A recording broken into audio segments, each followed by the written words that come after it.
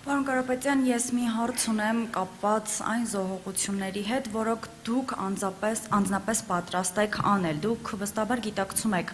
այս պրոցեսների բարդությունը, ինչպես նաև բոլոր այն վտանգները, որոնք կախված են թե ձեր անձի, թե ձեր ընտանիքի, թե ձեր թիմի գլխին, այսպես ասած։ Անձնապես դուք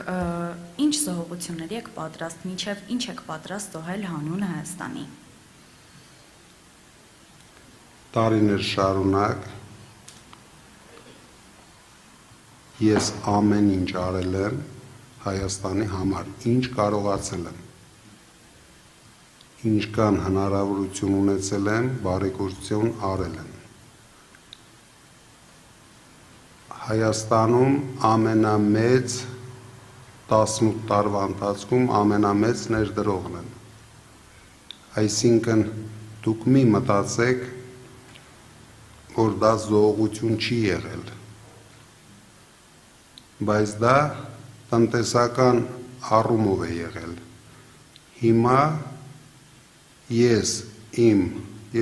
վստահ եմ, որ ես ունեցել եմ համենայն դեպս վերջի 5 տարիներին,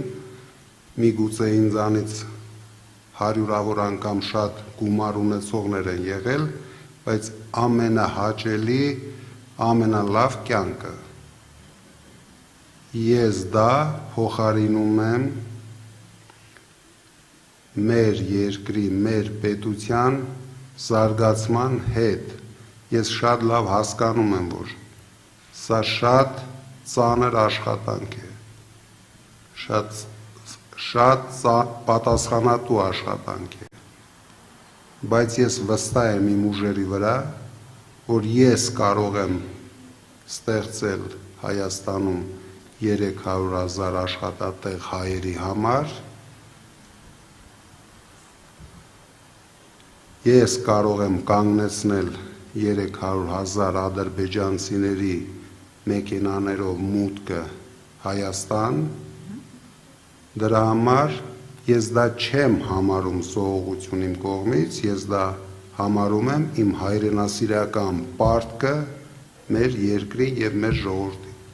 Մեկ հարց էլ ներողություն, դուք նշեցիք, որ դառնալով վարչապետ, եւ դուք վստահ եք, որ դառնալով վարչապետ, հրաժարվում եք ի սկզբանե աշխատավարձից եւ մեկ դրամ կհատկացնեք վարչապետին, քանի որ Նիկոլ Փաշինյանը դժվար թե այլ տեղում կարողանա աշխատել։ Նաեւ գործընկերոջս հարցինի պատասխան նշեցիք, որ դեռ չգիտեք ինքը գործակալի տիրույթում է, ինչ տիրույթում է, բայց գիտեք, որ վախենում է Ալիևից։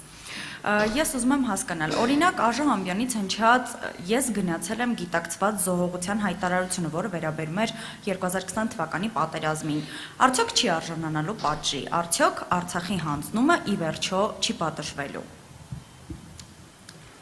Նայեք, հաստատ իմացեք, պատժվելու է դավաճանությունը։ Բայց ես չեմ կարող այսօր հայտարարել, որ Փաշինյանը դավաճան է, գործակալ է։ Դրա դիմաց անպատասխանատու հայտարարություններ անել եւ մի քանի ամիս հետո ձեր դեմքին նայել,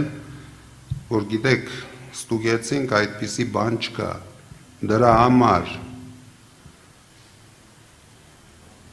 մենք բոլոր մեր գիտնականներին օգտագործելու ենք, բոլոր կարող ուժերին օգտագործելու ենք։ Միգուցե նույնիսկ ստեղծենք ոչ թե հատուկ կառույցներ, այլ հատուկ ինստիտուտներ,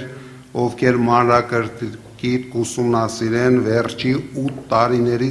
բոլոր քայլերը։ Դրանից հետո օրենքի սահմաններում պատժվողը պատժվելու է, ով արժանի է պատժվելու է, ով արժանի չէ, ես պարզ եմ ասում,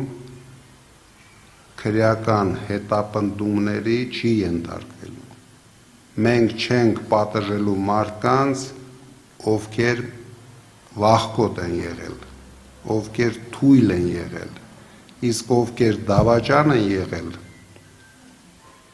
դուք չեք էլ պատկերացնում ինչպես են պատժվելու։ Շնորհակալ եմ։